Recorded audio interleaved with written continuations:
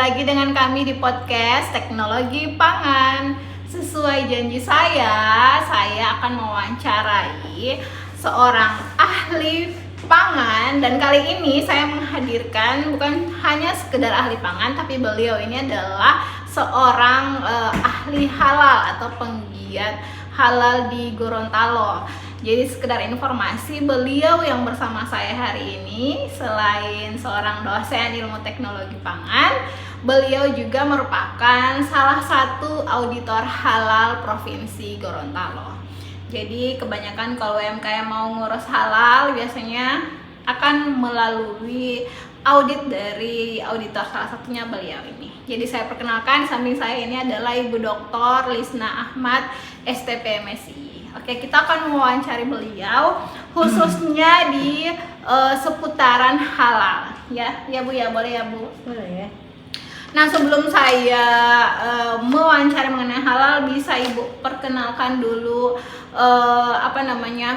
jenjang studi Ibu dari S1, S2, S3 itu dari mana, konsentrasi ilmunya seperti apa, sampai akhirnya Ibu bisa berkecimpung di halal itu sendiri. Oke, terima kasih ya Bu Kandidat Dr. Siti. Halo teman-teman, hari ini saya ingin menyampaikan atau saya ingin memberikan informasi tentang seputaran auditor halal. Tapi sebelumnya saya mau memperkenalkan diri dulu. Saya Lisna Ahmad dari jurusan Ilmu dan Teknologi Pangan. Nah, saya itu mengambil studi S1 di Universitas Hasanuddin dengan jurusan Teknologi Hasil Pertanian. Kemudian saya melanjutkan studi ke Ilmu Pangan Bogor, ya IPB, Institut Pertanian Bogor. Dan kemudian S3 saya ambil di Universitas Gadjah Mada dengan program studi yang sama di Ilmu Pangan juga. Dan dari ilmu-ilmu itu, maka ada beberapa bagian dari ilmu yang saya pelajari yang bisa memiliki korelasi dengan proses auditing untuk sistem jaminan mutu halal. Iya, sekedar informasi, Bu Lisna ini di ilmu teknologi pangan itu terkenal dengan ahli rekayasa pangan. Jadi banyak penelitian beliau yang terkait merekayasa pangan, khususnya yang paling banyak digeluti beliau adalah mengenai jagung. Jadi beliau ini sudah sangat ahli di jagung. Beliau sudah memodifikasi jagung mulai dari jagung biasa, jagung motor kiki, sampai jagung pulut pun sudah dimodifikasi beliau. Jadi banyak sekali. Nah, hari ini saya akan banyak mengulas mengenai halal ya, kayak Ibu Lisna ya. Ibu Lisna, kalau tugas seorang auditor halal itu apa sih? Iya, jadi auditor halal itu sebenarnya kami menjadi punya legal punya tugas khusus untuk menjadi seorang auditor halal itu berdasarkan atau kami melalui pelatihan dulu. Meskipun kami basic ilmunya ada hubungannya dengan itu, tapi tetap kami untuk memperoleh sertifikat sebagai auditor halal kami harus ikut melalui pelatihan dulu. Iya. Jadi kami ada legalitas formalnya, itu maksud saya. Ada legalitas formalnya memiliki sertifikat sebagai auditor halal. Jadi tugas seorang auditor halal itu yang pertama adalah mempelajari sistem jaminan mutu halal yang diisi oleh UMKM yang mengajukan dokumen halalnya ya. Jadi kami pelajari, kemudian setelah kami pelajari, kami periksa, kami melakukan verifikasi di lapangan.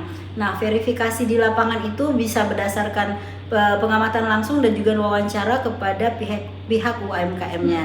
Jadi kemudian pada saat kami memverifikasi itu, kami melihat apakah dokumen yang diisi itu sesuai dengan pengamatan yang ada. Jadi misalnya mulai dari bahan baku yang digunakan, apakah semua sudah tersertifikasi halal atau belum. Kalau dia positif list misalnya dari bahan-bahan tumbuhan, itu berarti tidak perlu ada sertifikat halalnya. Tapi kalau dari bahan-bahan kimia misalnya kayak minyak goreng, kayak mentega atau margarin, bahan pangan olahan lah. Ya, bahan-bahan pangan olahan itu harus ada sertifikat halalnya. Nah, dari situ kami melakukan verifikasi, kemudian kalau ada gapnya atau ada yang perbedaan itu yang harus diklarifikasi dan itu akan dibuatkan dalam bentuk dokumen seperti Iya, itu. mungkin perbedaan yang dimaksud Ibu Lisna itu perbedaan apa yang tertera di dokumen, misalnya Iya. terigunya merek ini, Iya. ternyata di lapangannya Betul. bukan merek itu, jadi itu Betul. yang perlu diklarifikasi. Betul. Ya, Bu, ya. Iya.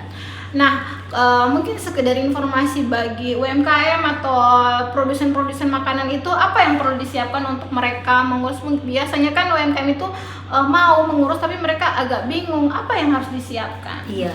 Jadi kalau ada UMKM yang ingin mengurus sertifikat halal, itu yang harus disiapkan yang pertama adalah surat izin usahanya pastinya ya. Iya. Jadi yang mau mengurus dokumen halal sudah harus ada surat izin berusaha minimal dari camat atau Iya. juga dari Koperindak boleh ya surat izin usahanya. Paling bagus kalau NIB ya. Ya, sudah paling terbit bagus ya. sudah ada NIB yang terbit, itu sudah bagus sekali. Kemudian ada pengisian dokumen SJH-nya dan Ya. itu bisa diurus di Kemenak Ya, ya. sudah Kemenak. ada dokumennya, badan, sudah ada badan formnya. pendamping Ya, halalnya. BPJPH-nya. Ya. Ada namanya BPJPH, itu akan diberikan form yang kemudian Bapak Ibu isi dari dokumen itu yang akan diajukan kembali dan itu nanti masuk ke LP Pemui seperti itu. Iya. Mungkin orang bertanya ya, halal itu kan kalau kita sudah biasa makan ya halal aja, padahal sebenarnya yang kita makan itu belum tentu halal ya Bu ya. Betul, betul. Menurut pengalaman Ibu sebagai auditor, apa saja yang biasanya itu riskan berkaitan dengan yang non halal? Iya, iya. Jadi kadang-kadang dari segi materialnya kita sudah bisa memastikan produk-produk yang kita gunakan itu halal. Tapi selama dalam proses, misalnya dalam proses melakukan atau memproduksi produk barang-barang kita, bisa saja ada yang menjadi titik-titik kritis yang Iya. menyebabkan itu menjadi tidak halal. Misalnya pada saat kita melakukan proses produksi ada mungkin alat-alat kita yang sering di tempat penyimpanan itu sering dimasuki oleh binatang-binatang yang menyebabkan penyakit, misalnya kayak ada tikus atau Iya. bahkan yang paling parahnya kalau misalnya ada anjing yang ya. sering lewat dan Jadi, menjilati ya, alat-alat bisa itu. kena najis ya, Bu, ya. Itu jadi kenanya jadi najis dan itu Iya. menjadi tidak bisa, tidak layak untuk diberi sertifikat halal. Seperti Atau itu. kita punya peliharaan kucing Ya, peliharaan tanpa kucing. kita tahu misalnya kena najis kucing ya Bu ya, Ya. misalnya kena pipisnya kucing dan Ya, sebagainya, itu betul. kan sudah najis. Betul, itu nggak boleh. Jadi halalnya bukan cuman halalan tapi toyibahnya juga dijaga. Iya, biasanya itu kalau misalkan proses audit diperiksa juga ya kalau misalkan ada binatang peliharaan masuk Iya. di ruang produksi itu nggak boleh ya Bu ya? Betul. Kami kalau pada saat verifikasi itu bisa masuk sampai ke bagian-bagian pencucian, gudang penyimpanan alat, itu kami periksa sampai detil apakah ada kemungkinan ada lubang-lubang tikus atau mungkin kemungkinan hewan-hewan peliharaan bisa masuk secara bebas ke dalam ruang penyimpanan. Itu yang menyebabkan dokumen halalnya atau sertifikat halalnya nggak bisa terbit. Iya, terus bagaimana Bu kita mau mengidentifikasi keaslian logo halal di produk? Biasanya kan produk asal comot saja ya Bu ya, tinggal diambil di internet saja, kemudian di copy pastekan di kemasannya, padahal si produknya belum pernah diurus halalnya. Bagaimana itu Bu? Iya. Memverifikasikan. Iya, betul sekali, banyak sekali kejadian yang seperti itu. Banyak produk-produk dari produsen yang asal mencantumkan logo halal, tetapi pas dicek itu tidak terdaftar sebagai produk yang memiliki label halal. Jadi cara untuk memverifikasinya, kalau di situ ada nomor yang dicantumkan, kita masukkan dalam halal.com, kemudian kita cari apakah nomor registrasi untuk halalnya itu terdaftar. Kalau tidak terdaftar, berarti produk tersebut memang hanya mencaplok logo halal sembarangan, tapi tidak sesuai dengan data yang terdaftar di Halal MUI. Jadi halal.id. Iya. Itu pun kalau misalkan terdaftar, kita harus mencek dulu apakah sama nama perusahaannya juga, Nama sama perusahaan, ya. produsen, Iya, dan nama produknya. Iya, karena biasanya beberapa produk itu sama mereknya, tapi Iya. ternyata produsennya berbeda. Berbeda, betul, Iya. betul. Jadi kita harus cek dulu apakah dengan nomor sekian benar tidak itu produksi oleh oleh dari produsen siapa. tersebut. Iya. Seperti itu. Jadi teman-teman jangan hanya asal melihat ada logo halal ya, kemudian diyakini itu halal. Pokoknya lihat ada nomor kode, nomor register dari Halal MUI. Jadi bisa langsung dicek di websitenya halalmui.co.id. Oke. Kemudian next pertanyaannya, coba Ibu Lisna pernah ada tidak pengalaman paling berkesan saat mengaudit halal? Iya, jadi ada satu momen saya mengaudit halal itu di satu daerah ya, di satu daerah yang masih ada di Provinsi Gorontalo. Jadi pada saat itu ada itu dibuatkan kelompok secara kolektif ya, didaftarkan secara kolektif ke LP POMUI dan kami turun tim itu, beberapa tim kami datang dan yang paling berkesannya itu adalah mereka itu adalah UKM yang memang benar-benar ya, sederhana fasilitasnya, sederhana, fasilitasnya sangat sederhana, tapi mereka punya semangat untuk Iya. bisa melabelkan halal pada produk-produk mereka. Jadi pada saat itu kami sebagai auditor halal ada rasa terharu dan juga rasa bangga bahwa ternyata pelaku-pelaku UKM di Provinsi Gorontalo itu sangat aware dengan logo halal, dan dengan peralatan yang sederhana, dengan fasilitas sederhana mereka berusaha untuk menampilkan bahwa produk mereka itu layak untuk diberi logo halal ya. Dan memang secara di pemikiran sederhana mereka bahwa yang penting produk-produk kami ini dibuat dari bahan-bahan yang halal, itu sudah cukup untuk mendapatkan sertifikat halal. Tetapi pada kenyataannya memang ada beberapa UKM yang saking sederhananya ruang produksinya tidak dipisah dengan dapur rumah tangga, dapur keluarga, dan itu untuk persyaratan halal itu tidak bisa, tidak boleh ya. Jadi harus dipisah antara ruang produksi dan juga ruang masak untuk rumah tangga. Iya, karena saking sederhananya ya Bu ya. Dan dari situ kami berusaha untuk memberikan edukasi kepada masyarakat bahwa untuk bisa mendapatkan sertifikat halal ini harus dipisahkan antara ruang produksi dan juga ruang dapur rumah tangga. Seperti itu. Itu kesannya yang paling saya ingat sampai sekarang momennya. Samaan sama Bu Siti juga. Iya, kebetulan saya juga termasuk kami sama-sama halal ya. Kalau saya sekian kali melakukan audit halal itu ternyata saya menyimpulkan bahwa produsen itu beda-beda ya Bu ya. Ada yang memang hatinya tulus untuk mengurus halal dan ada yang agak sedikit terpaksa karena karena dibiayai. Kalau yang memang tulus mau disertifikasi halal, mereka itu siap mau mengganti bahan apa saja yang misalnya kalau kita temukan vanili misalnya, vanili. Ini maaf ya Bu, ini setelah kami cek di website ternyata tidak ada registrasi halalnya dengan vanili merek ini.